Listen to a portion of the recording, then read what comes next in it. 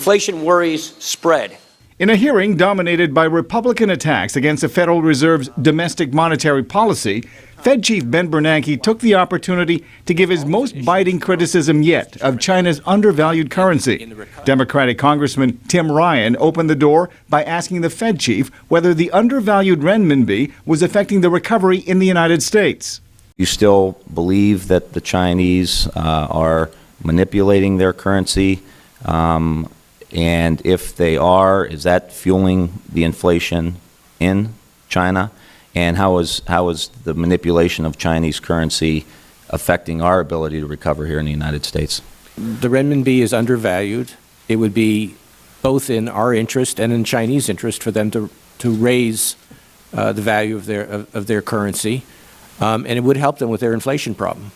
China raised its interest rates this week for the third time in 4 months in an effort to cool down its fast-growing economy. Chinese consumers who celebrated the Chinese Lunar New Year this week have been hit especially hard by rising food prices. I don't normally spend so much money for food during the holiday. I really feel the pressure this year. Everything is getting so expensive. Bernanke slammed Beijing's anti-inflation efforts as counterproductive. Instead of raising interest rates to bring down consumer demand, Bernanke says it would be wiser for the Chinese government to reduce exports and allow its domestic market to grow.